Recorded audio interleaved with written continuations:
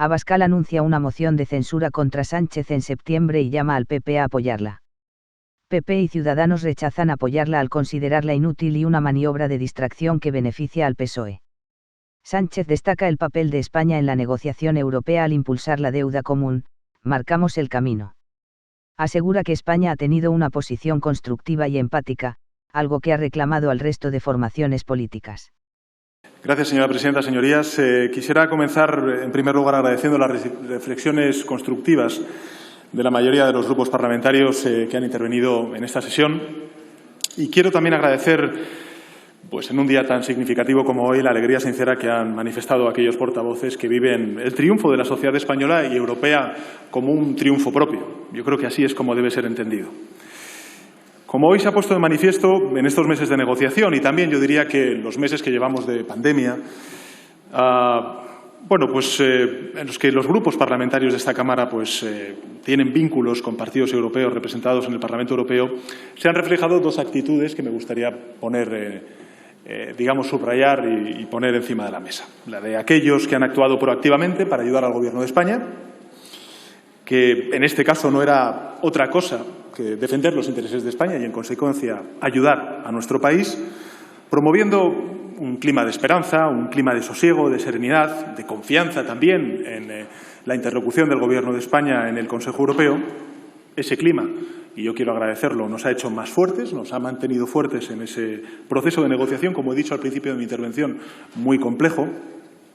Y otros han tenido una actitud hoy nuevamente manifestada, que se han dedicado a lo contrario, ¿no? A hablar mal de España en Europa, enviando, como decía antes la portavoz del Grupo Parlamentario Socialista, enviando informes delirantes, porque es la única manera de poder calificar ese informe sobre nuestra calidad democrática, que yo reivindico. Señorías, este es el único gobierno en toda Europa que ha tenido que someterse cada 15 días a una prórroga y a un debate para mantener esa prórroga y aprobarse por parte de la mayoría parlamentaria de este Congreso. Por tanto, informes delirantes sobre la calidad democrática de este país por parte del primer partido de la oposición, ayudando en consecuencia a aquellos que lo que quieren es denigrar las instituciones y la democracia española en Bruselas, me parece que es todo menos un ejercicio de lealtad con España. Y así lo quiero decir.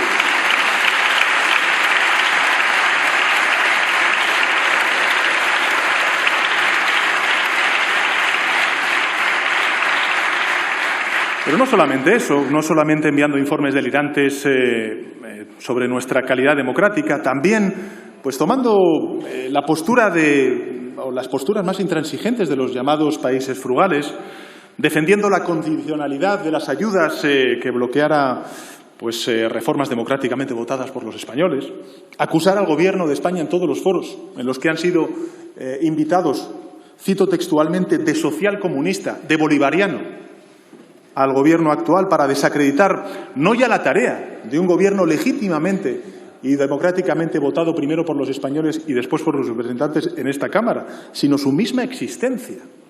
Es decir, lo que llevan haciendo desde el pasado 7 de enero, que fue el debate de investidura, es decir, socavar la legitimidad democrática de este Gobierno.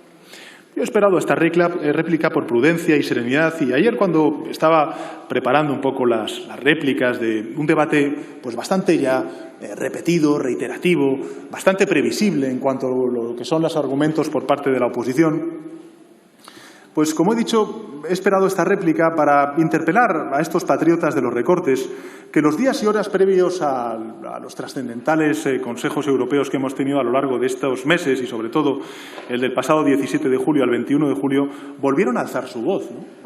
Y exigieron de nuevo, por inverosímil que pueda parecer al conjunto de los españoles y a mí como presidente del Gobierno, aquellas mismas recetas para una España golpeada por la peor pandemia del siglo. Las mismas recetas equivocadas, señorías, sin pensar en los efectos económicos, en los efectos sociales que sus comentarios podrían tener en unos momentos cruciales para la negociación de este fondo tan importante y tan inédito. Sin pensar en las consecuencias que pudieran traer para sus compatriotas en un contexto de máxima necesidad, de máxima urgencia, como las que está atravesando nuestro país. En un tiempo urgente e importante para todos, para todas. Decidieron estos grupos que han mostrado una actitud completamente distinta, decidieron, como he dicho antes, atender solo a la irrelevancia de los intereses políticos pequeños, los suyos, no los del país, no los de esta Cámara, los suyos, los pequeños. A ellos quisiera dejar constancia, como marco general, una reflexión sobre esos dos tipos de actitudes en la Cámara a la hora de enfocar el debate que hemos tenido sobre las conclusiones de este Consejo. La de las personas como nosotros que construyen, con sus aciertos, con sus errores, incluso con sus lapsus, señorías, la de quienes, como ellos, promueven todo lo contrario y conviven, a su entender, con eternos aciertos. Lo primero, un mensaje para ellos, y es: prepárense para una legislatura larga y fructífera.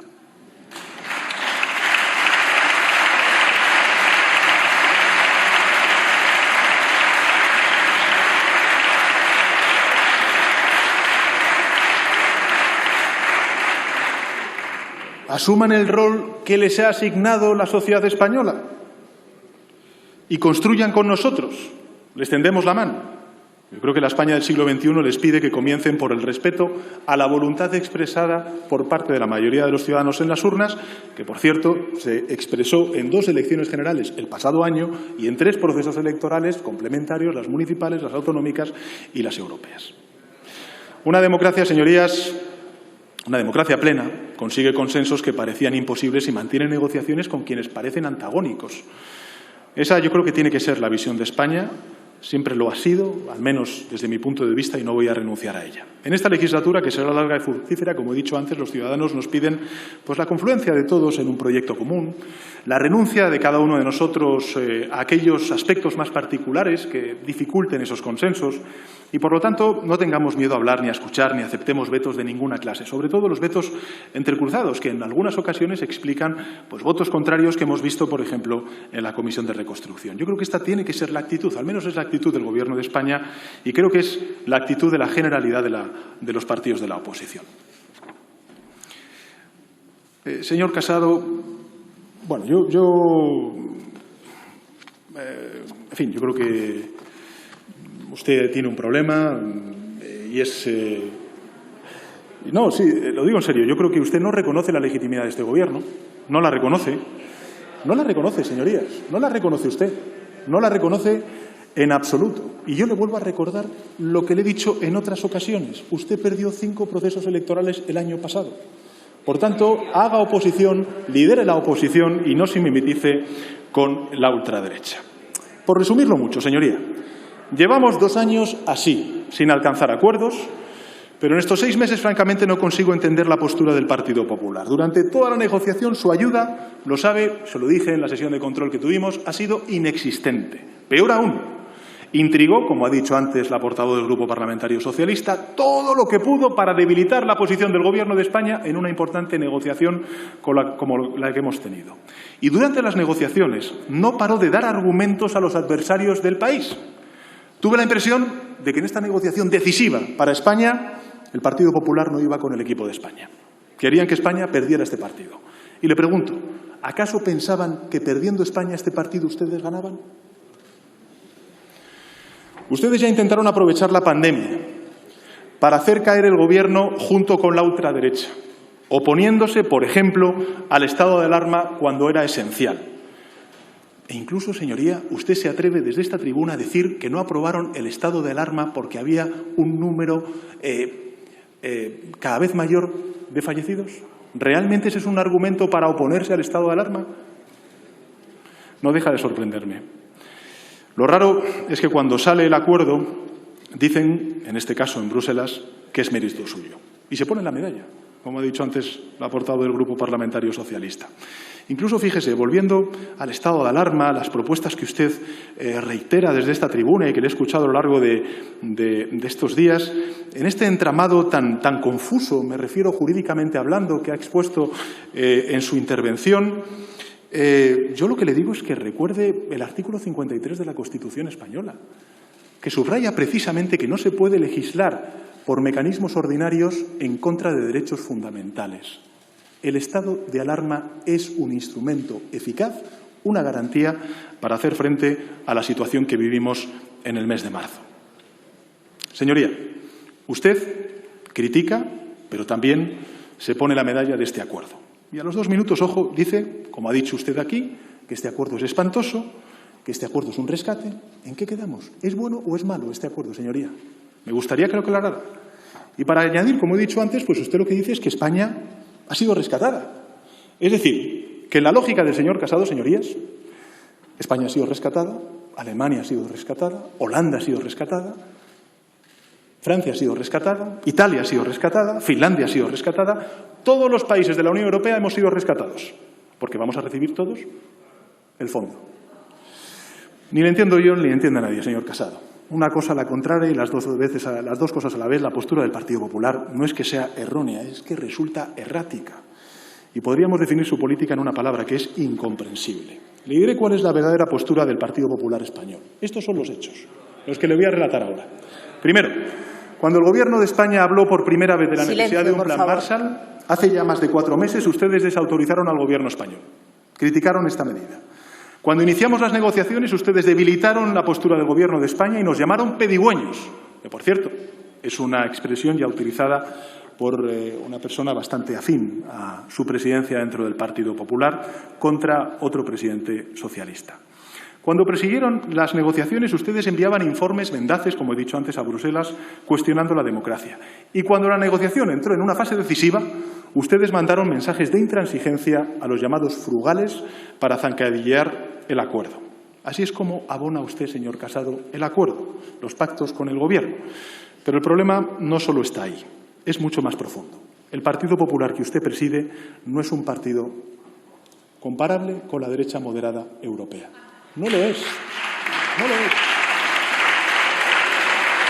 No lo es.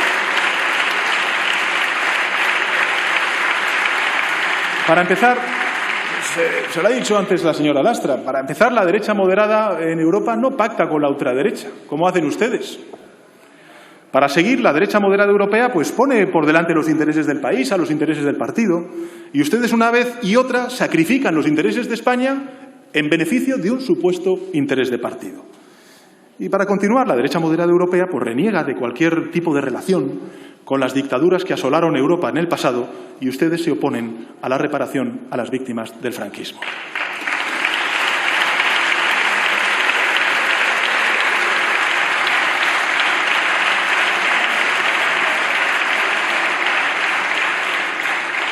Y para finalizar, la derecha democrática europea deja a los muertos al margen de la confrontación política, y ustedes los usan siempre, reiteradamente, cuando están en la oposición, sea con el terrorismo o sea con la pandemia. Esta es la realidad del debate político que tenemos. España, señorías, necesita unidad, necesita grandes consensos. Y justamente cuando España necesita unidad y grandes consensos, resulta que el peor de sus temores, señor Casado, se ha hecho realidad. El señor Abascal acaba de anunciar una moción de censura. Vox hace de Vox. ¿Qué va a hacer el PP? ¿Hará de Vox o del Partido Popular?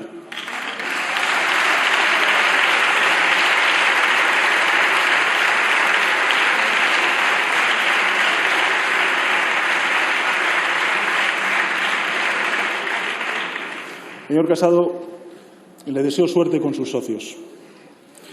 Pero así es como usted abona los acuerdos con el Gobierno, señorita. Silencio, por favor. Habla usted de salto de deuda pública de este país, pero si el mayor salto de deuda pública de este país, por valor de 410.000 millones de euros más, lo dio el Partido Popular con el Gobierno de Mariano Rajoy hace escasos años. Habla usted de déficit público, pero si es el déficit público que nos hemos encontrado con ustedes al frente del Gobierno durante estos últimos 7 años. Habla usted de medidas populistas, pero ¿es que para usted revalorizar las pensiones conforme al IPC es una medida populista? ¿Es que para usted aumentar el salario mínimo interprofesional es una medida populista?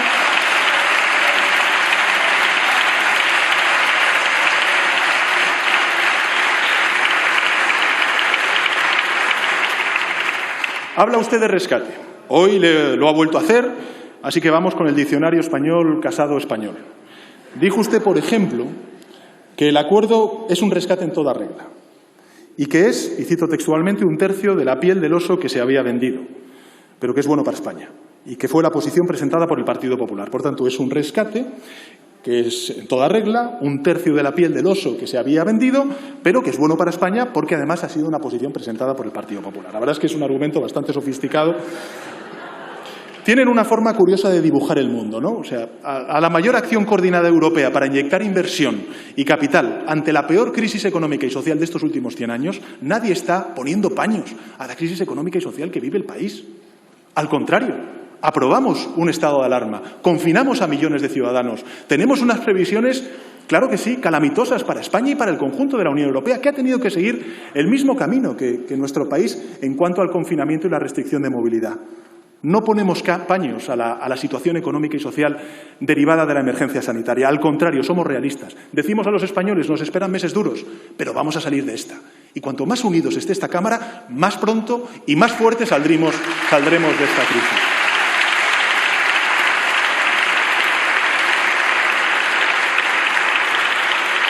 Pero para ustedes, señorías, esto es un rescate. Pero, en cambio, a un préstamo condicional a la banca española en 2012, que según el Banco de España costó al Estado 42.561 millones de euros y 5 visitas de la Troika, es decir, hombres de negro a nuestro país, ustedes le llamaron, y cito textualmente, señorías, préstamo en condiciones muy favorables. ¿Se acuerda, señor Casado? Puede sonreír. Y dos últimos apuntes, señor Casado, sobre la PAC y sobre la reforma laboral. En relación a la PAC, señoría, el ministro de Agricultura, Alimentación y Pesca ha sido claro, yo creo, respecto a este tema. La PAC 2021-2027 contará con más de 50.000 millones de euros en España, 47.500 millones de euros procedentes de la Unión Europea, más los fondos aportados por la Administración central, autonómicas. Por tanto, cumplimos con nuestro objetivo de mantener la asignación. Al menos podrían ustedes reconocer esto, ¿no? Tampoco. Sí existe, sin embargo, un cambio de prioridades en la política agrícola común y esto también yo creo que es importante subrayarlo porque es un debate que hemos tenido. Tenemos que hacerla más eficaz, facilitar también la transición agroecológica. Al mantenerse el presupuesto para los próximos 7 años unido a la previsión de reducción del número por trabajadores o de trabajadores activos, se va a propiciar que el importe medio de la ayuda que recibe cada agricultor y ganadero se incremente. Aquí se ha dicho por parte de algún otro interviniente, creo recordar que ha sido el señor Quevedo, al cual agradezco ese reconocimiento. Y como de hecho viene sucediendo desde el año 2014, tengo aquí los datos. En el periodo 2014-2019, a pesar de que el presupuesto de pagos directos de la PAC se mantuvo constante, sin crecimiento en consecuencia anual, los pagos reales, señorías, han pasado de una media de 6.331 euros por beneficiario en 2014 a 8.482 euros por beneficiario en 2019, es decir, un crecimiento anual del 6,8%. Es decir, esta tendencia se prevé que continúe al menos hasta el final de la década. Y yo creo que esto es una buena noticia para el conjunto del sector agroalimentario en nuestro país. La prioridad, señorías, será cambiar la PAC, porque es uno de los objetivos europeos, porque creo que además es uno de los objetivos que comparte el sector agroalimentario en nuestro país. Hay que hacerla más eficiente, hay que hacerla más equitativa, hay que facilitar la transformación ecológica. Si queremos también reducir las emisiones, como tenemos previsto en 2030 y 2050, necesitamos un mayor compromiso del sector agroalimentario en esta cuestión. Lo tenemos. Y será así, pues efectivamente, una PAC diferente, en la que se pondrá énfasis en la agricultura familiar, en los agricultores profesionales, en la rentabilidad de las explotaciones, en la transformación, como he dicho antes, agroecológica, en la digitalización, en la innovación, sobre todo el papel de los jóvenes, que es uno de los principales problemas. Lo hemos escuchado en muchas ocasiones decir al ministro de Agricultura, lo que es la renovación, precisamente la titularidad de esas explotaciones. La PAC también va a introducir una perspectiva de género, reforzando el papel de las mujeres agricultoras y ganaderas. Por tanto, señoría, creo que desde ese punto de vista su crítica, como en otras muchas cuestiones, es injusta y desmesurada. Sobre la otra cuestión diré que el Acuerdo de Recuperación Europeo está diseñado en 2020 para facilitar las transformaciones que requiere nuestra economía. Se trata, por tanto, de tomar medidas para impulsar un uso productivo de los fondos. Si uno mira cuáles son las recomendaciones que hace Europa precisamente a España de transformaciones estructurales, a lo mejor hay gente que hasta incluso se sorprende. Pero una de las recomendaciones que hace es precisamente crear un ingreso mínimo vital. Esa es una de las reformas, una de las transformaciones que nos pedía Europa desde hace mucho tiempo, de reordenar toda la política de ingresos mínimos que había en el conjunto de comunidades autónomas y darle un sentido más colectivo y, en consecuencia, más eficaz en un ambiente tan, importante como es el de la desigualdad, o al menos esa percepción tienen real muchos españoles. El otro día salía precisamente del Centro de Investigaciones Sociológicas una cifra que a mí me llamaba mucho la atención, y es que más de un 60% de la ciudadanía española considera que España es un país muy desigual. que sufre muchas desigualdades.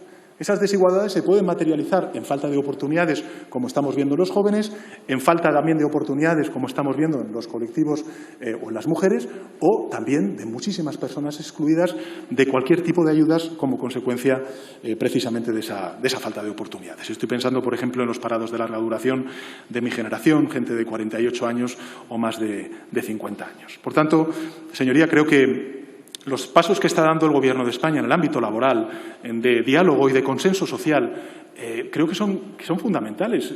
Ayer mismo la vicepresidenta económica en el Consejo de Ministros, en la sala de prensa, dijo que con las medidas que habíamos puesto en marcha, España, gracias a esas medidas, había evitado que el Producto Interior Bruto en nuestro país durante el año 2020 vaya a caer un 25%.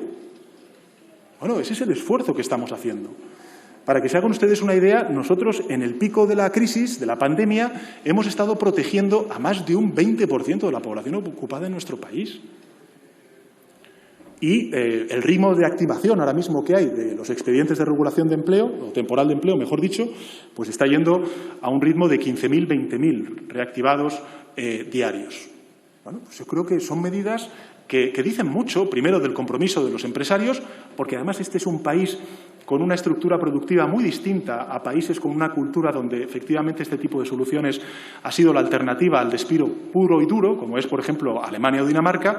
Tenemos pues, sectores productivos mucho más vinculados pues, con el sector servicios, que lo hacen en consecuencia más difícil, y también pues, una atomización de nuestro sector empresarial, pequeñas y medianas empresas. Es decir, las peluquerías han hecho ERTEs durante la época del confinamiento. Eso dice mucho de esos empresarios, de esas empresarias, y dice mucho también del colectivo de los trabajadores, de los sindicatos, en definitiva, que los representan. Y esto es algo que está haciendo el Gobierno de España. Es decir, estamos mirando hacia adelante.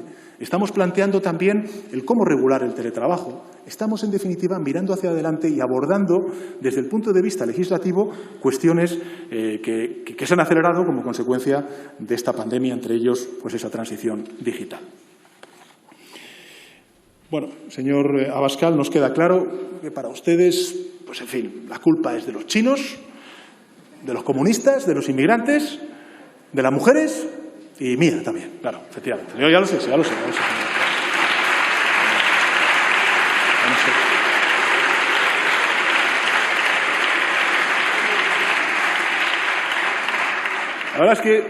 La verdad es que, señor Abascal, usted, en fin, vuelve usted a decir que yo, en fin, este es un gobierno ilegítimo, por las razones que usted considere. Usted legítimamente, porque está en su derecho y en su capacidad, porque así lo han querido los españoles, tiene la capacidad y la representación parlamentaria para presentar una moción de censura, que es lo que ha anunciado hoy aquí, y yo le respeto. Y le reconozco esa legitimidad, señor Abascal. Quizá la única duda que yo tengo es si tan urgente es para usted cambiar a este Gobierno, ¿por qué espera al mes de septiembre?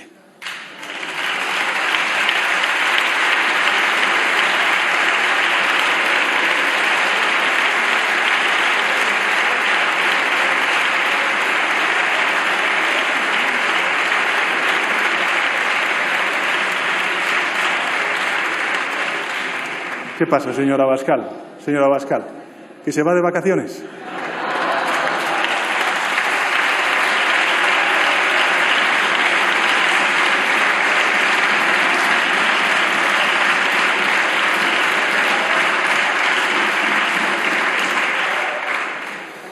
En todo caso, señor Casado, a ver qué hace. A ver qué hace usted. No se lo han puesto fácil, no lo han puesto fácil. A riesgo de mimetizarse usted con la ultraderecha, a ver si le fagocitan, señor Casado. Tenga usted cuidado. Silencio, por favor. Señor Hispán, Iglesias de Osel. En todo caso, en su intervención siempre hay esta contradicción en los sentimientos, ¿no? Usted ama a España y la ama tanto que en Europa siempre que puede empuja en contra de los intereses de España, ¿no?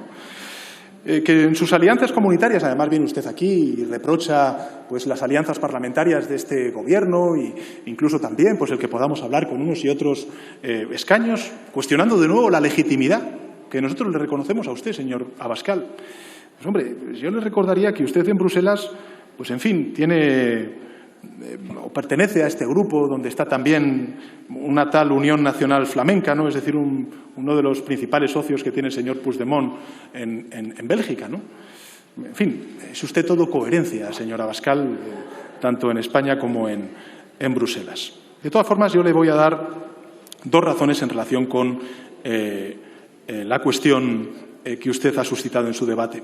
Usted ha dicho que nosotros tratamos como menores de edad a los españoles. Yo creo que es al revés, señora Abascal. Usted trata como menores de edad a los españoles. De verdad lo creo, cuando lo escucho. Y los españoles no somos menores de edad, señora Abascal, se lo digo con todos los respetos. Y a las personas que legítimamente han confiado en ustedes hay que decirlo con claridad, usted les ha mentido. Sí les ha mentido. Y le voy a dar dos razones.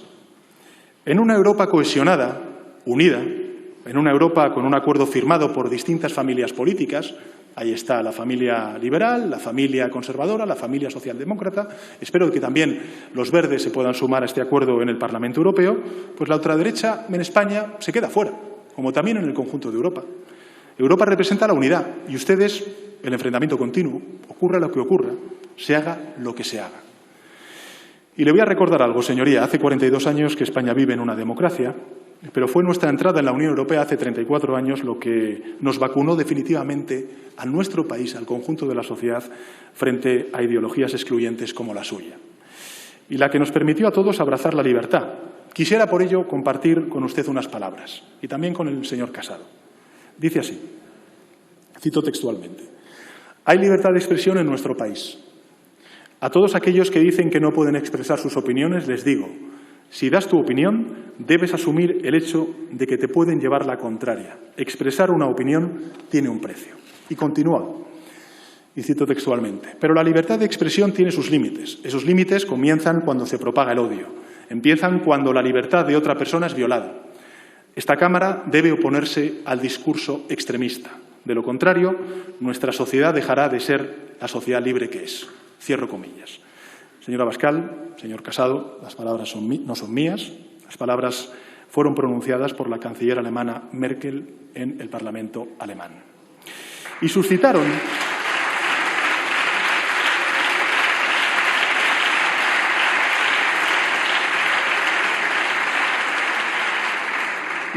también algunas quejas, como cuando, por ejemplo, he relatado el devenir de la ultraderecha en Europa y ustedes han aplaudido, pues, directamente, ¿no? ¿Sabe cuál fue el comentario que hizo la señora Merkel a esas quejas? Parece que algunos se han dado por aludidos. No tengo más que decir, señora Abascal, a sus palabras. Y la segunda razón breve que me gustaría compartir con usted, señora Abascal, es la siguiente. La siguiente pregunta. ¿Qué es ser patriota? Realmente, ¿qué es ser patriota, señora Abascal? Usted viene aquí, nos da una lección de patriotismo, usted es el verdadero español, nosotros somos gente aquí que, en fin, no somos españoles, o al menos somos malos españoles para usted. ¿Pero qué es ser patriota? ¿Trabajar por los intereses de España o contra los intereses de España, señora Abascal? ¿Ser patriota es oponerse a los logros de la patria?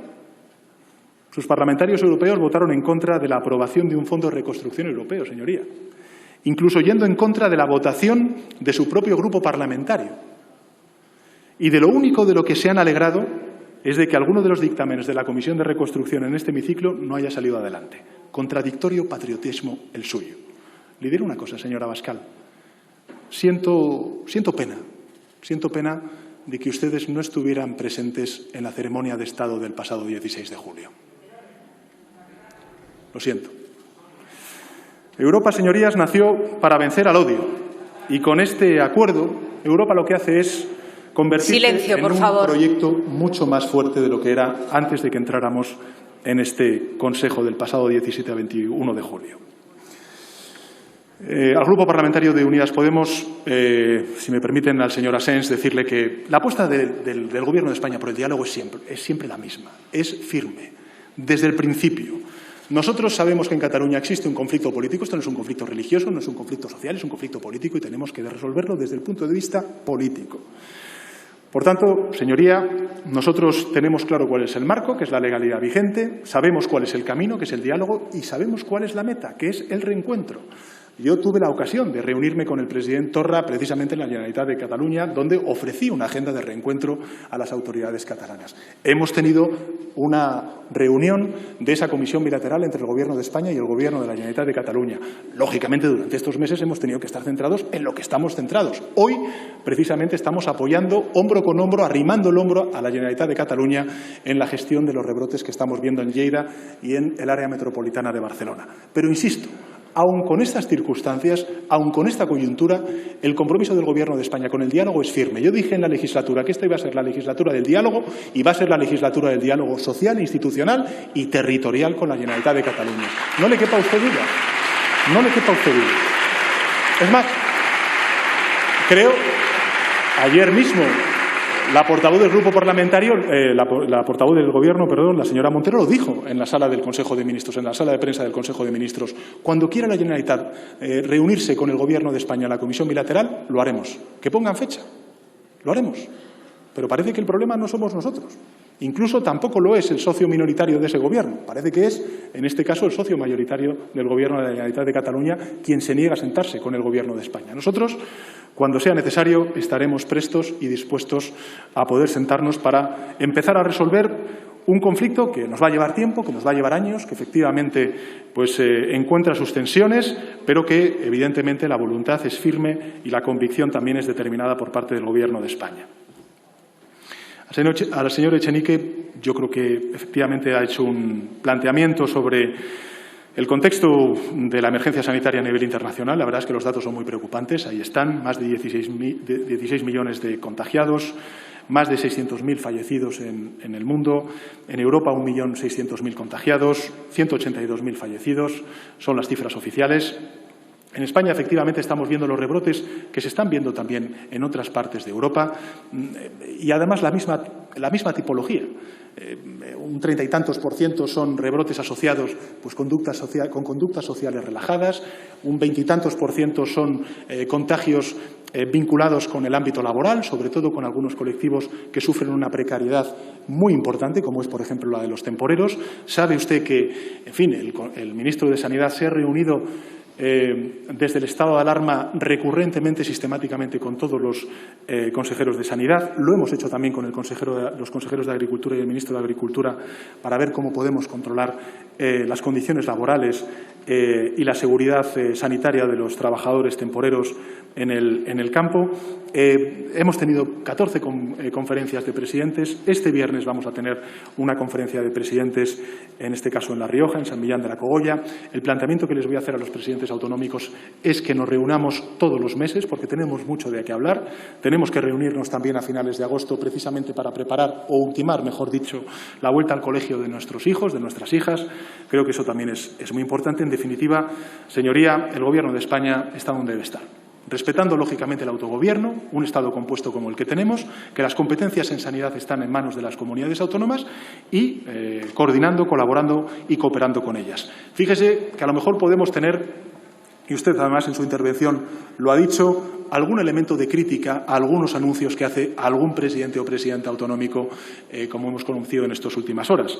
Pero el Gobierno de España no va a entrar en ello, porque creo que los ciudadanos lo que quieren es ver al Gobierno de España de la mano de las autonomías en un desafío que afecta a la vida y a la salud pública de nuestra sociedad. Pero durante todo este tiempo, desde el estado de alarma, señoría, desde que levantamos el estado de alarma, el Gobierno de España ha aprobado un decreto de nueva normalidad. Por cierto, aquellos que critican este decreto de nueva normalidad, he de recordarles que es un decreto de nueva normalidad que pactamos con las comunidades autónomas. Es decir, no es que nosotros nos encerráramos en un laboratorio en la Moncloa y ponemos negro sobre blanco aquellas cosas que se nos ocurren, sino que es producto de un proceso de elaboración, de codecisión, de cogobernanza con las comunidades autónomas. Hemos aprobado el 16 de julio un plan de respuesta anticipada y hemos aprobado el 22 de julio un acuerdo marco para el aprovisionamiento del conjunto del Estado en todas sus instituciones de todo el material médico que necesitamos o que necesitaríamos en caso de sufrir una segunda ola. Por tanto, señoría, yo creo que tenemos elementos que prueban que el Gobierno de España está donde debe estar, que estamos vigilando y que mantenemos la serenidad, porque yo creo que es muy importante, señorías, también que traslademos ese mensaje de serenidad, de calma. Hay mucha angustia en la sociedad española, consideran que efectivamente estos rebrotes son inquietantes, son perturbadores.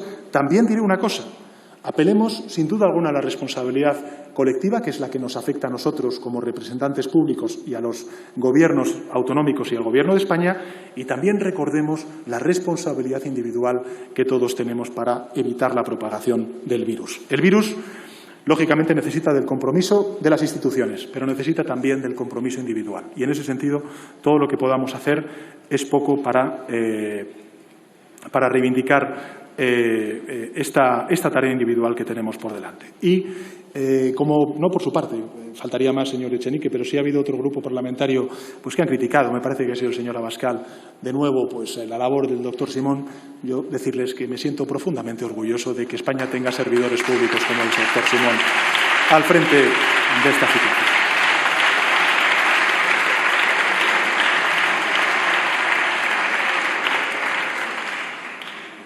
Al señor Rufián decirle que, en fin, no me ha quedado claro si hubiera estado en mi lugar, si Esquerra Republicana hubiera apoyado o no este fondo de recuperación. Porque es verdad que ha hablado de las buenas noticias, creo que de alguna manera pues, bueno, en fin, las minusvalora y me gustaría también plantear alguna puntualización, algún comentario a ello. Y también decirle una cosa, señoría, cuando ha habido distintos grupos parlamentarios que han hablado de la condicionalidad y las precauciones que han mostrado en torno a la condicionalidad, quiero decirles que empatizo con esa preocupación. Es decir, esta es una sociedad que durante estos últimos 10 años ha sufrido muchos recortes, muchos ajustes, ha sufrido contrarreformas que han devaluado pues, derechos.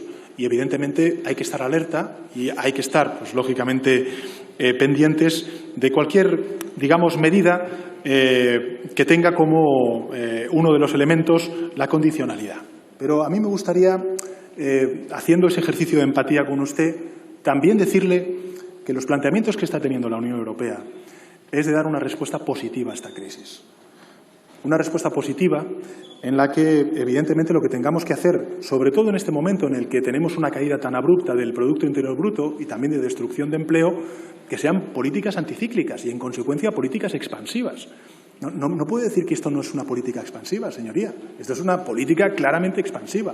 Lo estamos haciendo a nivel nacional, lo estamos haciendo a nivel europeo cuando, digamos, se ha suspendido el Pacto de Estabilidad y Crecimiento y se está planteando por parte de las instituciones europeas movilizar 750.000 millones de euros en 6 años. Eso es una política expansiva.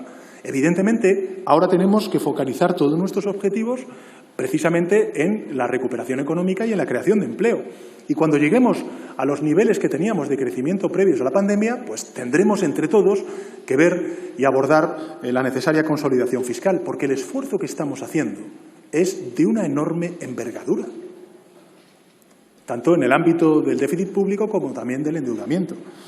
Por cierto, que aquí cuando se dice que este Gobierno, si las subidas o bajadas de impuestos, ¿qué son las moratorias que está planteando el Gobierno de España precisamente al tejido productivo de este país, si no es defender precisamente la supervivencia de ese tejido, de esas empresas, en este momento tan complicado? Yo creo que se minusvalora la trascendencia, señor Rufián, de algunas de las medidas que hemos, en fin, que se han acordado. Esta es una mutualización pura y dura de la deuda pública europea. Lo es, señoría.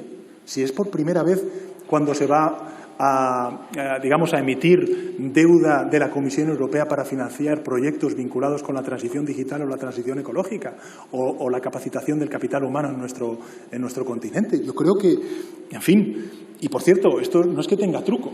Yo no he dicho que esto tenga truco. Esto no tiene ningún truco, señoría, no lo tiene. Porque esto lo van a pagar los españoles, lo va a pagar el Gobierno de España a partir del año 2027. Vamos a empezar a devolver, como todos los países, precisamente la deuda y el principal, a 30 años. Esta es una operación de 30 años. Vamos a adelantar recursos de los próximos 30 años a estos próximos 6 años, a estos primeros 6 años, precisamente para hacer frente, uno, a esta crisis económica y social derivada de la crisis sanitaria y, en segundo lugar, para hacer frente a las transformaciones que se han acelerado producto de la pandemia. Por tanto, señoría, cuando se ha planteado por parte de los países frugales que a nosotros nos estaba regalando dinero, yo he negado la mayor, porque este es un crédito que también vamos a pagar los españoles a través de nuestras arcas públicas. ¿Qué pasa? Pues que evidentemente quien se está endeudando no es el Gobierno de España, que por cierto ya lo está haciendo y mucho, precisamente para sostener los expedientes de regulación temporal de empleo, las líneas que están manteniendo viva el pulso de nuestras empresas. Ya llevamos más de 100.000 millones de euros movilizados precisamente en esta tarea, sino que lo está haciendo el conjunto de la Unión Europea, a través de la Comisión. Y se plantea por parte de algunos países, oigan ustedes, si esto es la primera vez que lo hace la Comisión Europea, a mí me gustaría tener un refuerzo en la gobernanza a través del Consejo Europeo. Bueno, yo tampoco le veo ningún problema, señorías. Es un nuevo instrumento, es un nuevo fondo, tiene una nueva gobernanza y no solamente la Comisión, sino también los países en el Consejo Europeo que quieren tener voz.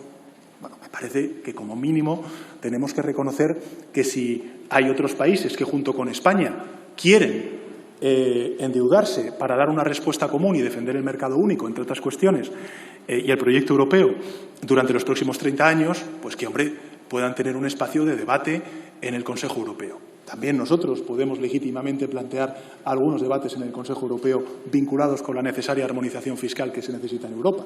Pues ahí lo dejo.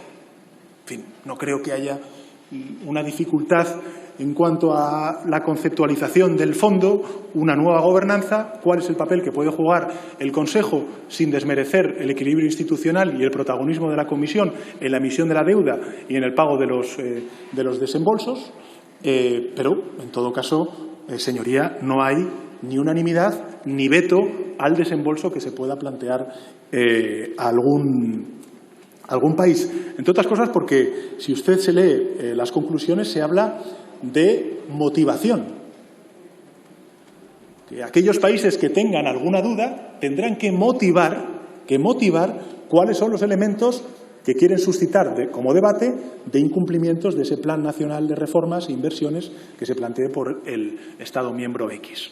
Y, por tanto, señoría, creo que, en fin, es, insisto, un nuevo fondo, un nuevo instrumento, exige de una nueva gobernanza, porque quien se está endeudando no es la Comisión, es la Comisión, pero también los Estados miembros, también España, y en consecuencia, pues darle ese papel al Consejo Europeo, pues me parece que es también hasta incluso razonable. Lo que no sería razonable, y ahí lo comparto con usted, es que fuera unánime el desembolso, que se exigiera la unanimidad, o que se exigiera digamos, o se abrió la puerta al veto. Porque aquí hay que recordar, además, que en el debate en el Consejo Europeo sobre el marco financiero plurianual, al marco financiero sí se exige la unanimidad por parte de los Estados miembros, pero para el Fondo de Recuperación no se exigía la unanimidad de los Estados miembros, con lo cual, si no se exige para el Fondo de Recuperación la unanimidad, no se puede exigir la unanimidad para el desembolso de ese Fondo de Recuperación.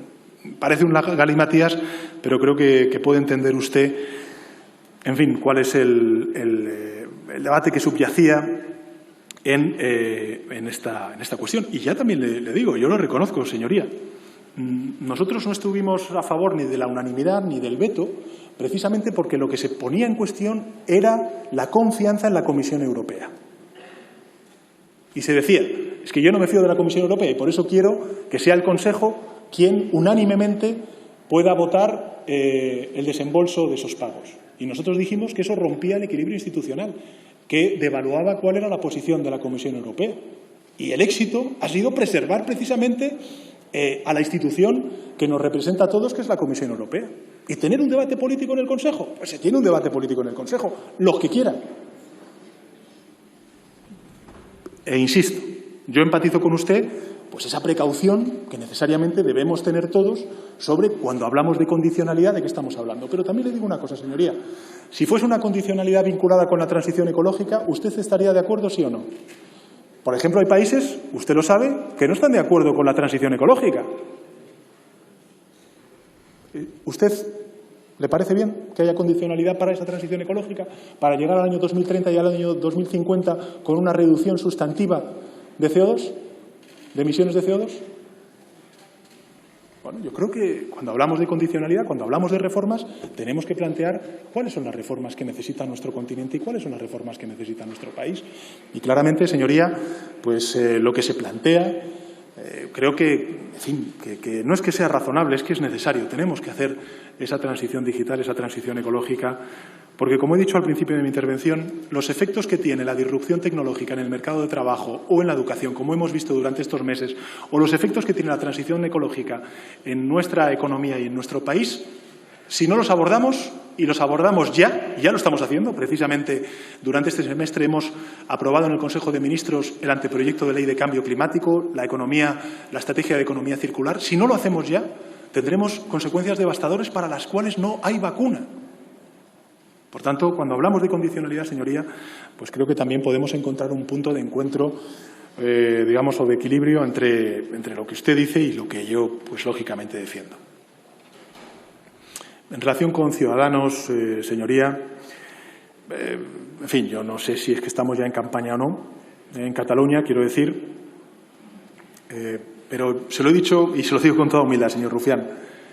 Yo no puedo pactar con la derecha y usted sí que puede pactar con la derecha independentista catalana.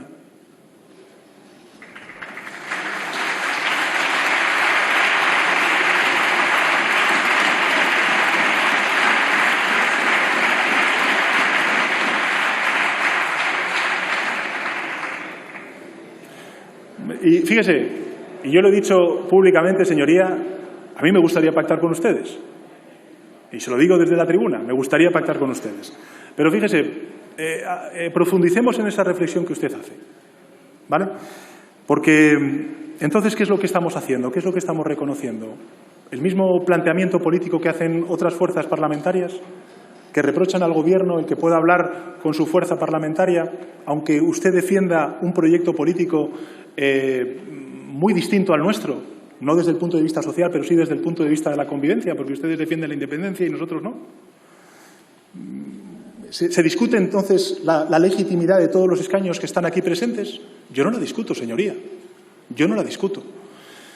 Y, por tanto, yo creo que si seguimos esa lógica, pues efectivamente acabaremos dando la razón precisamente a aquellos que reprochan al Gobierno el que podamos llegar a un acuerdo con ustedes. Y le digo algo más, señoría. Aunque parezca mentira, y se lo digo al señor Val, algunas veces, señor Val, el señor Rufián tiene razón. Y algunas veces, señor Rufián, aunque parezca mentira, el señor Val tiene razón.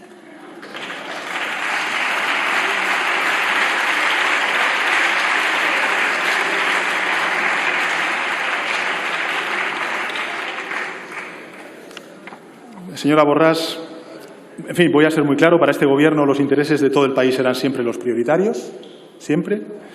El interés general siempre está por encima de cualquier partido, aunque le pese. Pero yo creo que su problema es que solo hablan para los suyos y solo se escuchan entre ustedes. Su problema es que solo hablan para ustedes, se pierden más de la mitad de la conversación y yo creo que eso no es sano cuando ustedes gobiernan para toda Cataluña, ¿no? El Gobierno de España no va a desatender las urgencias ni de Cataluña ni de España, señoría. Mientras ustedes, en vez de asimilar una responsabilidad política, pues lo que hacen cada vez que tienen oportunidad, suben a esta tribuna, o yo escucho, en este caso, al presidente Torra, pues lo que hacen es echar la culpa al Gobierno de España de todo lo que acontece en Cataluña. Ahora bien, señoría, permítanos que lleguemos a la conclusión de que, a pesar de lo que ustedes pueden pensar sobre el malvado Madrid y el malvado Gobierno central, pues ustedes tienen mucho en común con la señora Ayuso. En la gestión de la sanidad madrileña y catalana solo hay una diferencia, señoría, y es la bandera que cuelga de los centros de salud.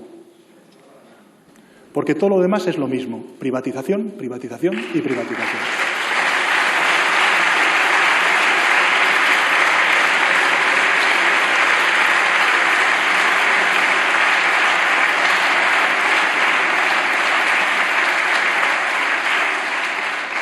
Usted, señora Borràs, llegó a decir durante el estado de alarma que Cataluña, si fuese independiente, gestionaría mejor la pandemia. Esto lo dijo usted, lo dijo el señor Torra también, el partido al que usted representa. Yo no voy a entrar en ningún reproche, señoría. Me refuerzo en mis convicciones iniciales y es que el Gobierno de la Generalitat puede contar con el Gobierno de España para hacer frente a esta causa común que es salvar vidas y defender la salud pública de Cataluña y de España.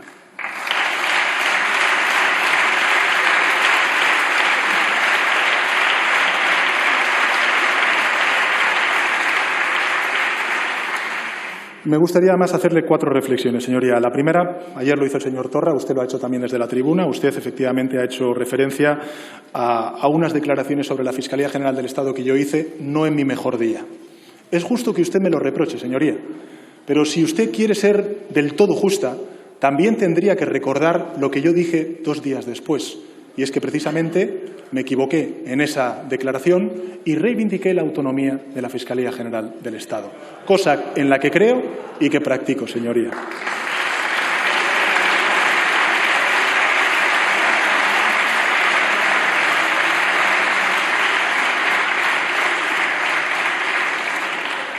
La segunda es que este Gobierno mantiene firme su compromiso con el diálogo. No hay discusión en este punto, señoría, no la hay. Somos un Gobierno en el que conviven y dialogan 2 fuerzas políticas diariamente. 2 fuerzas políticas que es verdad que compartimos un mismo espacio político, pero que tenemos concepciones, perspectivas muy diferentes. Dialogamos diariamente para poder llegar a medidas, a acuerdos en el Consejo de Ministros que son en beneficio, esperemos, creo yo, de la mayoría social de este país. Hablamos con los agentes sociales. Hemos celebrado 14, van a ser 15 las conferencias de presidentes. El señor ministro de Sanidad se ha reunido en 50 ocasiones en el Consejo Interterritorial de Sanidad con todos y cada uno de los consejeros de Sanidad. Mantiene una interlocución diaria con la consejera de Sanidad y también con el secretario general de Salud Pública que, afortunadamente, ustedes después de meses han logrado nombrar en plena pandemia. Señoría, mantenemos el diálogo con todos. Hemos llegado a un acuerdo en el Consejo Europeo con personas con las que yo tengo y discrepo enormemente. Hemos llegado a un acuerdo con gobiernos como el de Hungría, con gobiernos como el de Polonia, con gobiernos como el de Holanda. Por tanto, nosotros, señoría, creo que tenemos acreditada al menos nuestra voluntad y capacidad de diálogo, tanto desde el punto de vista interno, porque somos un gobierno de coalición, como desde el punto de vista institucional. Por tanto, la pregunta que yo le hago, señoría, es si realmente usted cree que el problema con el diálogo lo tiene el Gobierno de España o aquellos que dicen que no merece la pena sentarse con el Gobierno de España porque no hay nada que concluir con el Gobierno de España. La tercera es que el resultado de la cumbre demuestra que el entendimiento, en consecuencia, frente a los discursos excluyentes, pues es la senda por la que debemos avanzar para garantizar el bienestar de los ciudadanos. La cuarta es, en fin, la valoración del Fondo COVID-19 desde la perspectiva del Govern de la Generalitat es la más injusta de todas las realizadas, señoría, por las comunidades autónomas. Usted ha hecho referencia precisamente a ese fondo no reembolsable. Y es injusto, y permítame que al menos yo lo traslade al conjunto de sus señorías por distintas razones. La primera, hay que decir que es un fondo extraordinario que este Gobierno ha puesto a disposición y que es un fondo para luchar contra la pandemia. Es lógico, por tanto, que la mayoría de los recursos vayan a aquellas comunidades más afectadas hasta el momento en el que se aprobó precisamente este fondo. No valen ni los localismos ni la reivindicación de criterios tradicionales de reparto en fondos ordinarios. Y, por último, señora Borràs, le aconsejo que no brinden, como el PP y Vox, ante las malas noticias. Los rebrotes no son un ataque al Gobierno, son una amenaza para la salud de los españoles, vivan donde vivan. Hoy incluso los defensores de la hoja de ruta independentista les están pidiendo que se centren en lo importante, señoría. Hoy son días de rastreo, de seguimiento, de esfuerzo y de decisiones. Y lo fundamental hoy, como ayer y mañana, es que salvemos vidas, que todos lo hagamos. Y eso es en lo que está el Gobierno de España apoyando y ayudando a la Generalitat de Cataluña.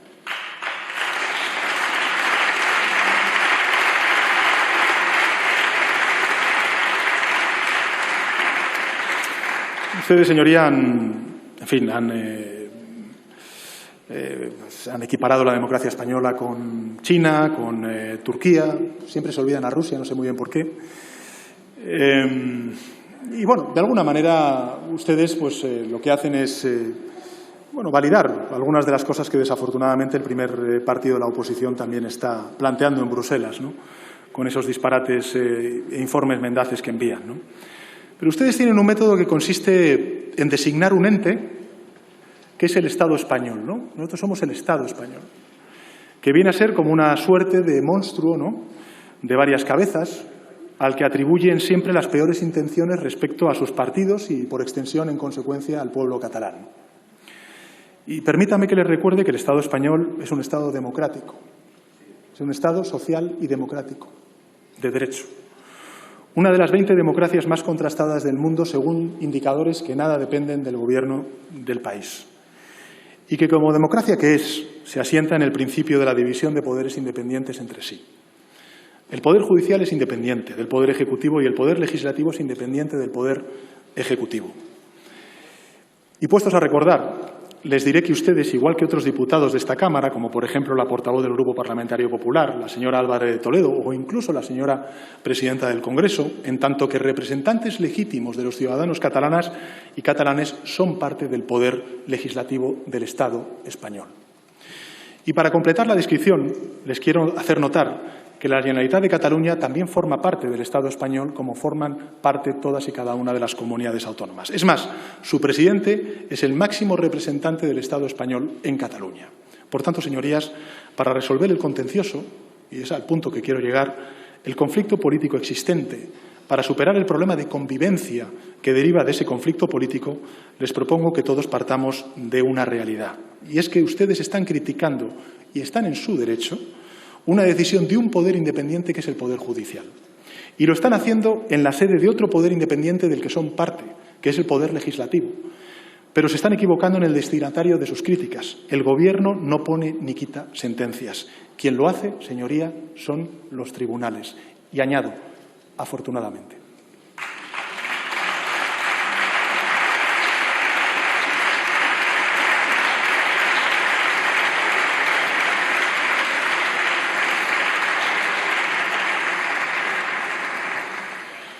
Señor Errejón, trasladarle, en fin, dicen que no es el mejor de los acuerdos. Bueno, no es el mejor de los acuerdos, pero es un buen acuerdo. Yo creo que es un buen acuerdo para Europa, es un buen acuerdo para España.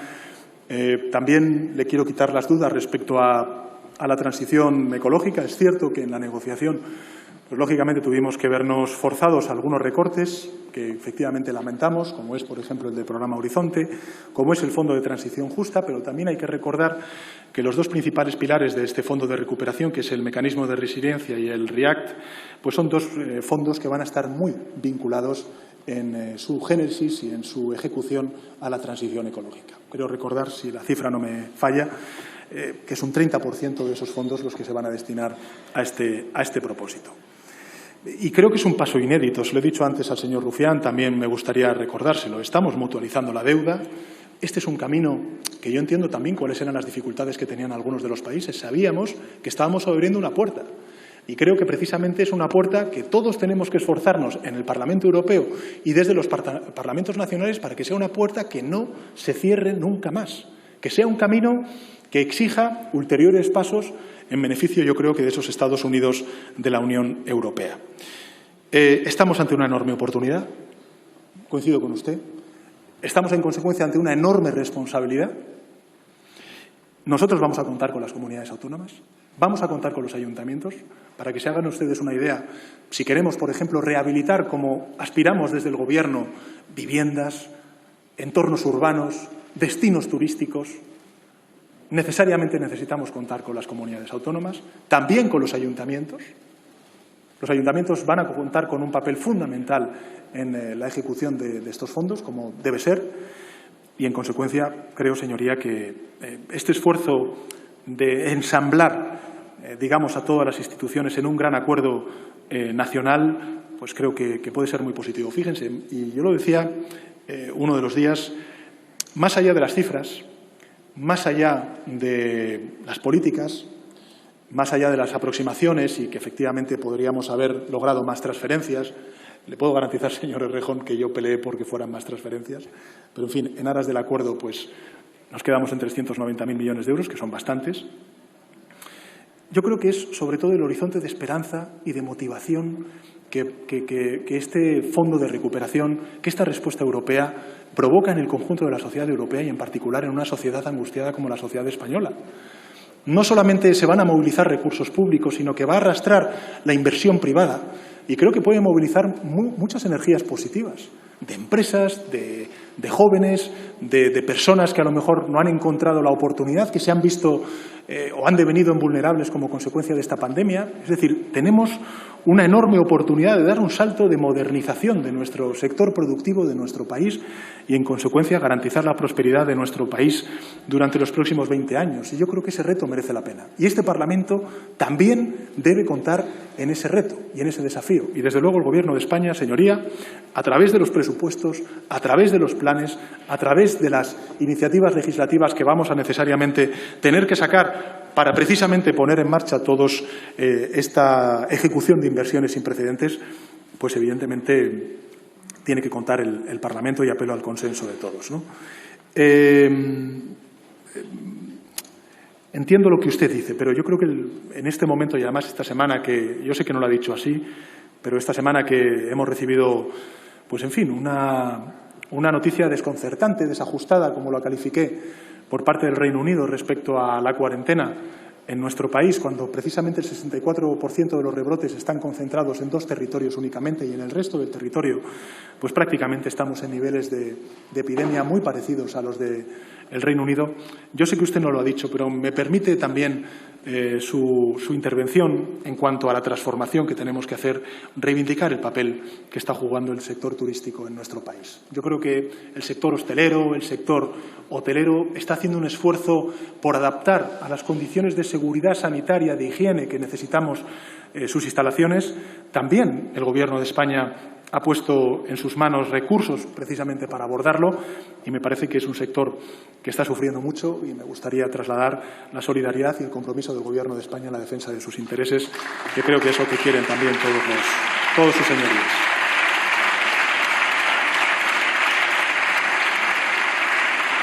Al señor Baldoví, agradecerle, en fin, el reconocimiento a la importancia del acuerdo, reiterarle el que efectivamente el Gobierno de España va a contar con las comunidades autónomas, va a contar también con los ayuntamientos.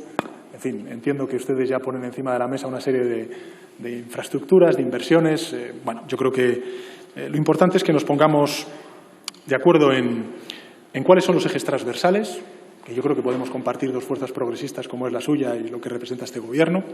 Yo creo que la transición digital, la transición ecológica, la cohesión social y territorial y la igualdad de género pueden ser 4 conceptos que justifiquen todas las políticas sectoriales que pongamos en marcha de cara a este relanzamiento de la economía, y en ese sentido pues agradezco y mucho sus palabras y la voluntad manifestada, ¿no? Al señor Rego, pues reiterarle lo mismo que le he dicho al señor Casado. Esto no es un rescate, señoría. Si me apura, por seguir un poco el juego de palabras, le puedo aceptar que Europa rescata a Europa. Porque efectivamente eso es lo que hemos hecho. Rescatarnos todos los europeos a nosotros mismos. Porque estamos viviendo una crisis económica, social, sanitaria, sin precedentes en los últimos 100 años. La propia canciller Merkel ha dicho que esta es la peor crisis desde la Segunda Guerra Mundial.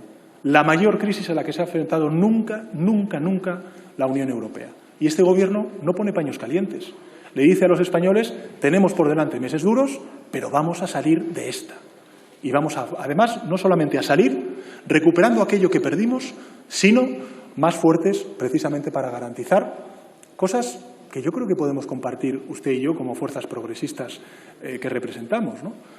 Si nosotros estamos dando un salto de deuda pública de 20 puntos del Producto Interior Bruto, si la Comisión Europea se está endeudando por primera vez para financiar programas vinculados con la transición ecológica y digital, por poner un caso, es decir, estamos detrayendo recursos futuros a las generaciones futuras, qué menos que legarles un planeta más sostenible y, en consecuencia, más inclusivo desde el punto de vista ambiental y también social. Yo creo que ese es el desafío que tenemos por delante. En relación con Alcoa, decirle que el Gobierno de España en absoluto se desentiende, que estamos precisamente negociando con esa compañía, que también pues apelamos a la colaboración de la Xunta de Galicia para poder remar todos juntos en un objetivo común, que es defender esta industria tan importante para Galicia y para el conjunto del país, y, en consecuencia, estamos trabajando en esa dirección. Y este es un nuevo paradigma, señoría. Es que entiendo y empatizo con la cuestión de la condicionalidad. Sí, creo que todos podemos compartir esa precaución, pero creo también, como le he dicho al señor Rufián, que usted y yo podremos estar de acuerdo en que la transición ecológica es fundamental y que hay países que no están comprometidos con esa transición ecológica y no hace falta que los ponga encima de la mesa. Por tanto, si todos los países nos endeudamos, si también España se está endeudando por todos los países, qué menos que también garantizar una serie de vigilancia, digamos, de el uso al destino al uso que se hace de esos fondos, ¿no?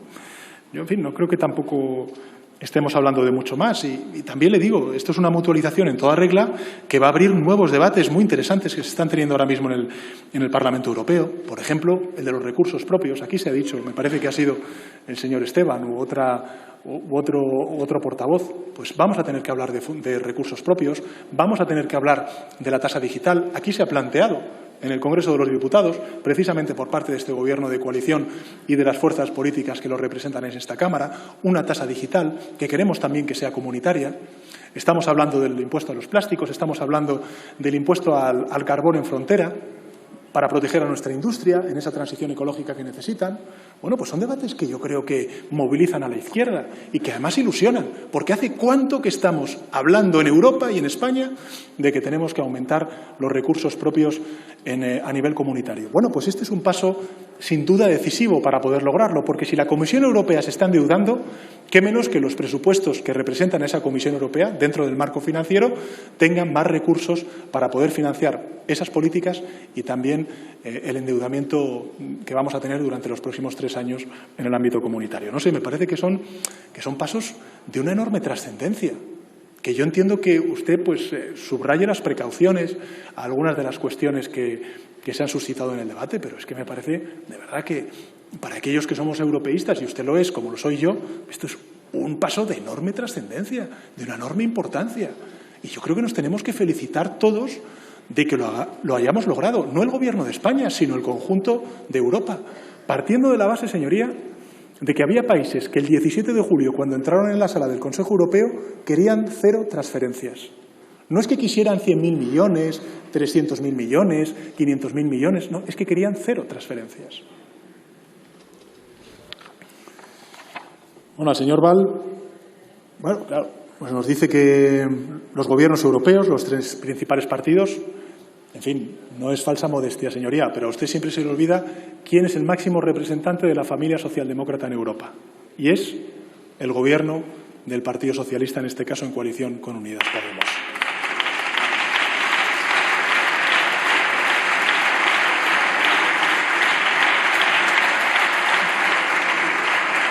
Pero, señoría, usted habla de vetos cruzados.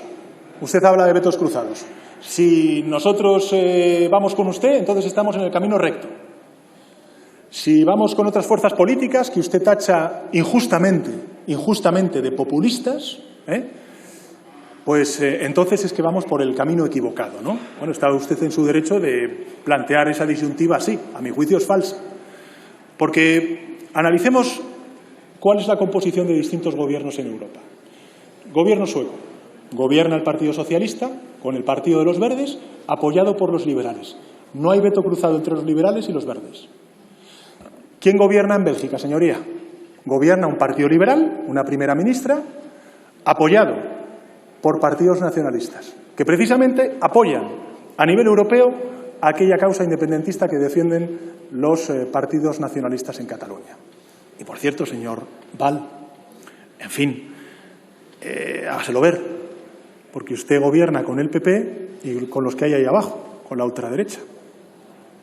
Por tanto, lecciones, pues en fin, si quiere darnos lecciones, pues hagan ustedes una revisión de los pactos autonómicos que ustedes han hecho en Andalucía, en Castilla-La Mancha, en Castilla y León, en Murcia y en otros tantos lugares, en Madrid.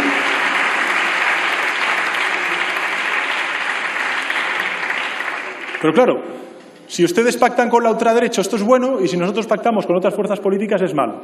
Ustedes son los serios y nosotros somos los menos serios. Hombre, señor Val, yo creo que, en fin, sobre el mercado laboral, yo creo que también he respondido. Ahí están los ERTES, ahí están las prestaciones por cese de actividad a los trabajadores autónomos, señoría. Me alegro de que usted ya no lo saque en sus intervenciones. Usted es un partido que representa, o al menos desde el punto de vista discursivo, dice representar a los intereses de los colectivos de los autónomos. Usted no ha referido en ninguna ocasión en el debate a los trabajadores autónomos. Será porque efectivamente este ha sido el Gobierno que por primera vez en la historia ha cubierto las necesidades perentorias de la mitad de los trabajadores autónomos en este país. Se ha creado el cese de actividad, la prestación de cese de actividad a los trabajadores autónomos.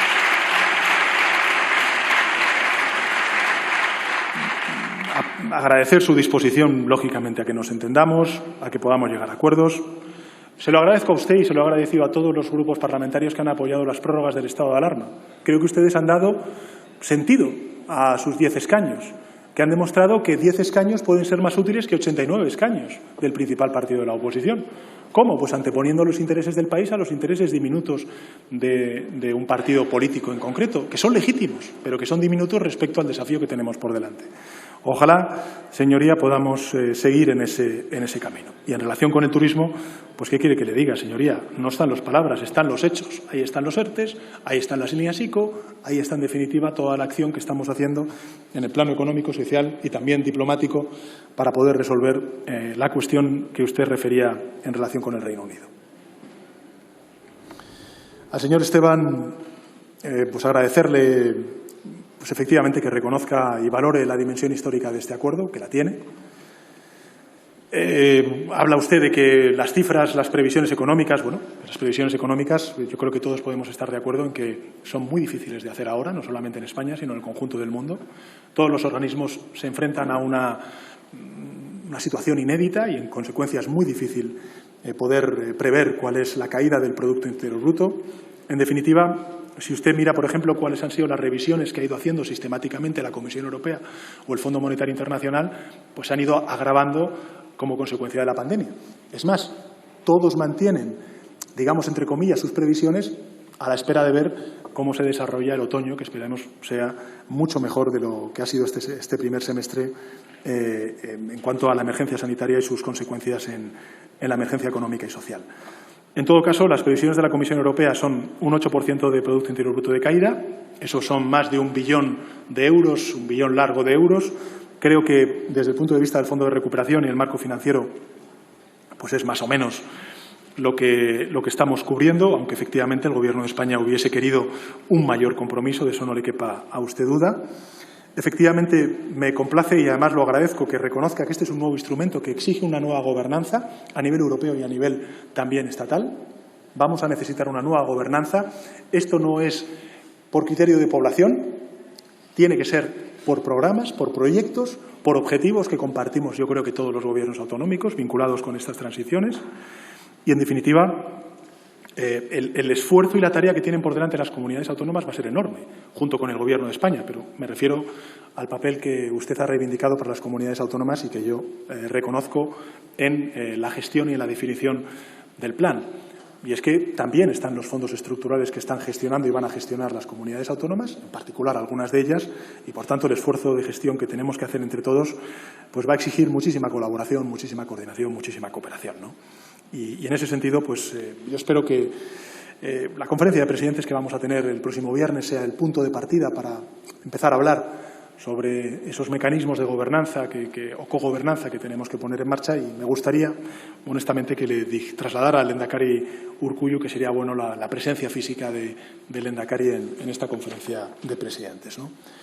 Y en relación con las otras cuestiones y los compromisos, señoría, creo que tuvimos ocasión en la última sesión de control de hablar sobre ello. Yo creo que hemos reforzado los mecanismos bilaterales de entendimiento entre el País Vasco y el Gobierno de España. Así ha sucedido, por ejemplo, con la Comisión Mixta de Transferencias del País Vasco, también con comisiones bilaterales sobre otras materias, o también las conferencias de presidentes. Hemos dado acceso lo antes posible a los 3 primeros tramos del fondo no reembolsable de 16.000 millones de euros destinado a todas las comunidades autónomas. Como le dije la semana pasada, el tramo cuarto, es decir, el que se refiere precisamente a la merma de ingresos tributarios referidos a la COVID, será objeto de análisis y cobertura vía déficit propio de Euskadi, porque, aunque ustedes no lo apoyaron, señoría, el Real Decreto les autoriza la incorporación del remanente de tesorería de la Comunidad Autónoma Vasca de 2019 para evitar cualquier tensión de tesorería en 2020. Insisto una vez más, en todo caso, que este Gobierno cumple con lo pactado, que va a seguir siendo así Y honestamente creo, señoría, que podemos hacer muchas cosas en beneficio de Euskadi y de España durante los próximos años conjuntamente. Al señor Iñarritu, no sé, usted ha hecho referencia también a algunos grupos parlamentarios, a los aplausos y demás. Yo no hablaría ni de triunfalismo ni de autocomplacencia, pero sí de reconocimiento de un hito histórico que se ha producido en Europa. Y también de crear unas condiciones atmosféricas, ambientales, en el debate público español, al menos en esta Cámara, mucho más serenas, mucho más tranquilas, que aminoren la polarización y que podamos encontrar puntos de encuentro. Insisto, este triunfo no es el triunfo del Gobierno de España, es el triunfo de Europa y de España. Y, en consecuencia, yo hago partícipes al conjunto de los representantes de esta Cámara y, en consecuencia, de la ciudadanía española de este éxito colectivo. Por tanto, creo que la actitud que subyace a ese tipo de comportamientos que hemos tenido en la bancada del Grupo Parlamentario Socialista, y me tomo también, en fin, la licencia de hacerlo en nombre del Grupo de Unidas Podemos, creo que si refleja algo, precisamente es eso, es una voluntad de encuentro, de crear una dinámica y un ambiente distinto de debate público que necesitamos en nuestro país y que precisamente creo que sería bien acogido por la ciudadanía española en aras del consenso. Habla usted del centralismo. Honestamente, yo no sé a qué centralismo usted se refiere. Creo que usted y yo podemos estar de acuerdo en que, de nuevo, la transición digital o la transición ecológica son elementos que debemos compartir en este Plan Nacional de Reformas, la igualdad de género, la cohesión social y territorial. No sé, no veo el centralismo por otro lado. Al contrario, veo el reconocimiento, uno, al cogobierno y, dos, al autogobierno de todas y cada una de las comunidades autónomas. Aquí se está reprochando precisamente al Gobierno de España por... Bueno, el reproche ya es de nota, ¿no? Para entenderlo, quiero decir, porque aquí se reprocha al Gobierno de España haber prorrogado el estado de alarma durante, o al menos hasta en 6 ocasiones, y ahora se nos piden modificaciones legislativas para plantear un estado de alarma sin decretar el estado de alarma, ¿no? Es un poco lo que pide el Grupo Parlamentario Popular, ¿no? Con esas modificaciones, que en realidad exigirían una centralización de muchas de esas competencias. Pero nosotros lo que decimos es que con el actual marco normativo podemos dar, digamos, cauce a la respuesta que necesitan los brotes en las distintas comunidades autónomas. Con todas las dificultades que estamos teniendo, el plan de anticipación temprana, el acuerdo marco, el Real Decreto de nueva normalidad, las conferencias interterritoriales que tenemos a nivel de salud, las conferencias de presidentes, yo creo que demuestran la voluntad no solamente del Gobierno de España, sino de todos por reconocer un Estado compuesto, por respetar las competencias que tiene cada cual y evidentemente, no cuestionarlas. No las cuestionamos. Es más, señoría, fíjese si no las cuestionamos, que nosotros hemos sido el primer Gobierno de España que ha puesto en manos de las comunidades autónomas sin condiciones, reitero, sin condiciones, 16.000 millones de euros, 9.000 millones de euros de ellos precisamente para atender el gasto sanitario y 2.000 millones de euros precisamente para atender el gasto educativo. Por tanto, no puede decir que este Gobierno es centralista. Anteriores gobiernos del Partido Popular decían a las comunidades autónomas: ustedes lo que tienen que hacer es endeudarse a través del FLA y, por tanto, lo que se daban era préstamos. Nosotros estamos haciendo lo que pedimos a Europa que haga: transferencias a fondo perdido a las comunidades autónomas, reconociendo su capacidad de autogobierno para invertirlos y gastarlo en donde ellos consideren oportuno. Por tanto, en fin, yo creo que más prueba que eso, que hemos puesto 16.000 millones de euros encima de la mesa las comunidades autónomas para esta cuestión, yo creo que es justo también reconocerlo. Y, en fin, creo que también usted ha hablado de la condicionalidad, ha hablado también del acuerdo, si es suficiente o no es suficiente. Bueno, yo puedo compartir con usted que no es suficiente, que es el 95%, el 90% de los objetivos que se había marcado el Gobierno de España antes de entrar en el Consejo. Pero bueno, en aras de lograr ese acuerdo, mejor tener un 90% que no tener nada, ¿no? Es un 90% bueno para España y es un 100% bueno para Europa, creo yo. Y así creo que ha sido percibido por el conjunto de la ciudadanía, ¿no? Al señor Botrán, pues, en fin, decirle que, en fin, he respondido a algunas de las cuestiones vinculadas con la decisión del Supremo ayer, también del planteamiento que se hace por parte de la Unión Europea. No es en absoluto un rescate esto. No siga la línea teórica que plantea precisamente la derecha. Esto no es un rescate. Esto tiene todo que ver con una respuesta solidaria, una respuesta común, una respuesta mutua del conjunto de los Estados miembros a una realidad tan dramática como la que estamos viviendo como consecuencia de la emergencia sanitaria. Y a la señora Oramas, agradecerle, en fin, el reconocimiento al papel que hemos jugado. Creo que es muy importante lo que hemos logrado en el ámbito del reconocimiento de la región ultraperiférica. Es verdad que entrábamos en el Consejo Europeo con un elemento inquietante, poco tranquilizador, de que efectivamente Canarias no estaba inscrita en esa condición de régimen de ultraperiférico. Lo hemos logrado incluso aumentar las aportaciones a las Islas Canarias y, en definitiva, tanto las Islas Canarias, señoría, como las Islas Baleares tienen todo el apoyo del Gobierno de España en este trance tan difícil que estamos atravesando con uno de los principales emisores de turismo en nuestro país, que es el país británico, el Reino Unido, ¿no? Nosotros, desde luego, señoría, estamos trabajando incesantemente con ellos para ver si podemos lograr que ellos revisen esta decisión que han tomado. Creemos, además, que está absolutamente desajustada, porque si se miran cuáles son los indicadores epidemiológicos, la incidencia acumulada de la epidemia en determinados territorios, en particular en Canarias y en Baleares, no hay razón, no hay argumentos que sostengan desde el punto de vista científico el cierre o la cuarentena, en este caso, de los turistas británicos a sus islas o a las Islas Baleares, ¿no? Al señor Quevedo, pues decirle que desde el Hierro hasta la Graciosa las Islas Canarias son parte de la agenda del Gobierno de España, no le quepa duda. Por ello, pues creo que el acuerdo de composición de la Comisión Bilateral por parte del Gobierno de España y también del Gobierno de Canarias en su aprobación el pasado 23 de junio en el Consejo de Ministros, pues creo que es una buena noticia. Reitero en parte lo que le acabo de trasladar también a la señora Oramas. Reafirmo el compromiso del Gobierno de España para actuar con fidelidad a los tratados y, en segunda instancia, también quiero recordarle que es el momento de ejercer también nuestros derechos, pero sin duda de acometer también nuestras obligaciones como ciudadanos europeos, entre las que se encuentra dar salida pues a una estrategia nacional de reformas económicas y sociales en favor de lo público. Yo creo que en ese sentido Canarias es esencial y queremos también contar con el Gobierno canario, del cual su formación política forma parte, y también el conjunto de fuerzas parlamentarias canarias presentes en esta Cámara.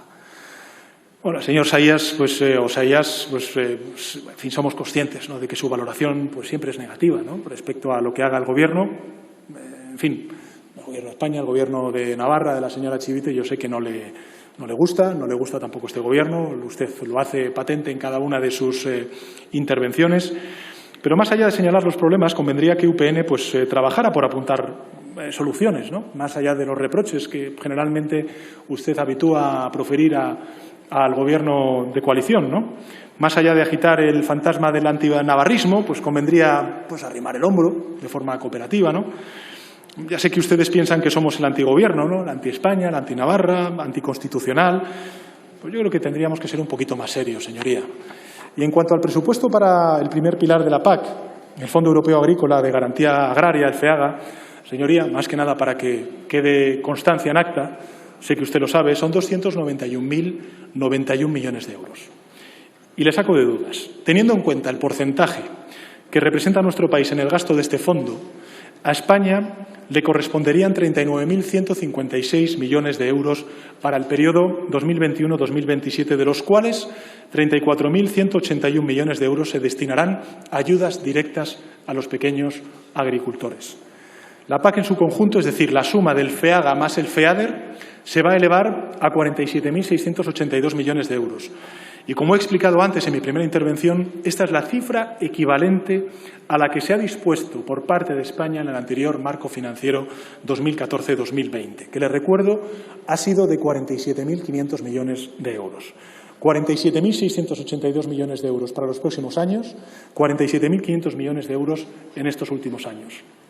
Creo que las cifras son lo suficientemente elocuentes como para ver y reconocer que creo que ha sido un éxito de negociación el que hemos tenido en el ámbito de la PAC.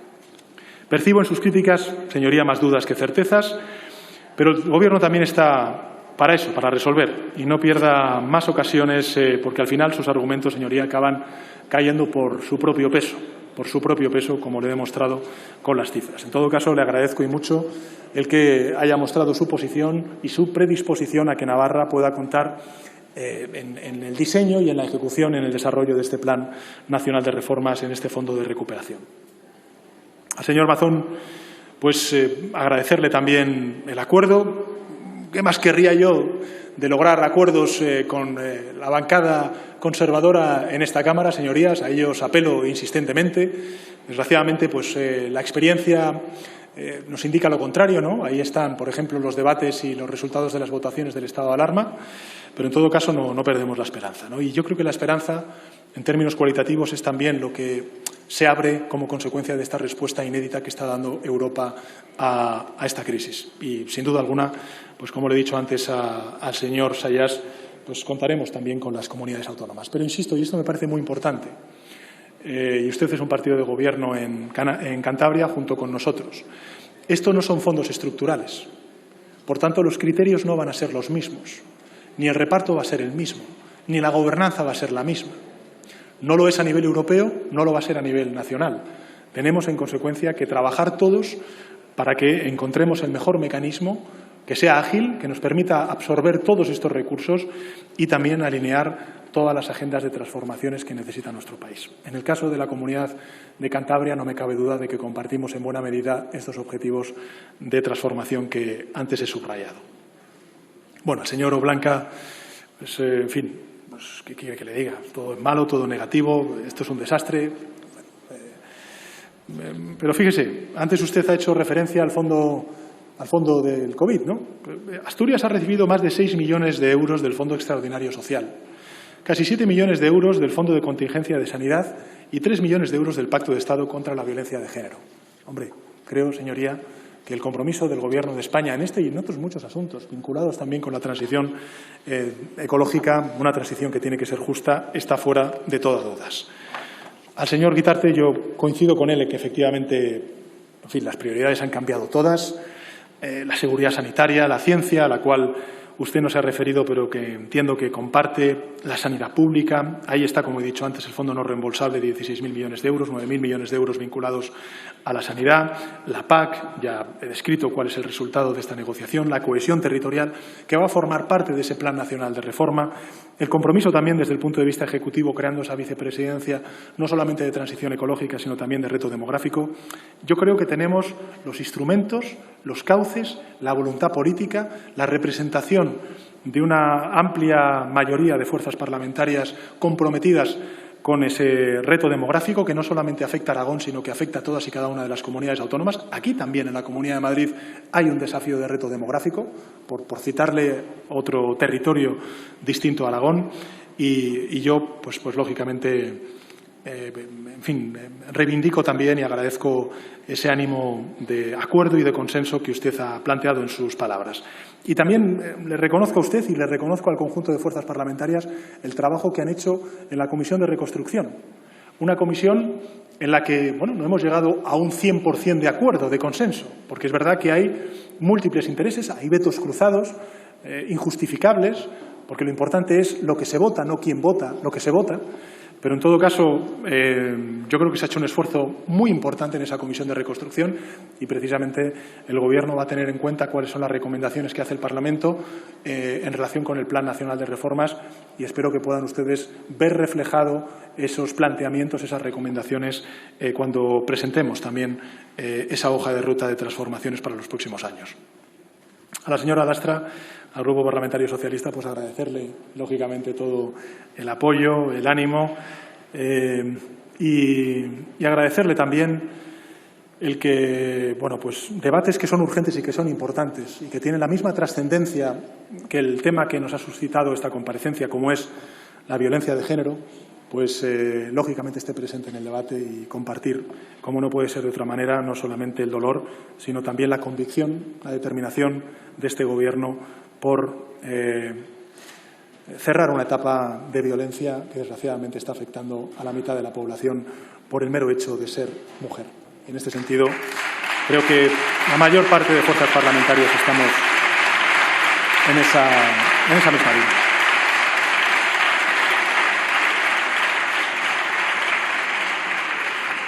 Nada más y muchas gracias, señora presidenta.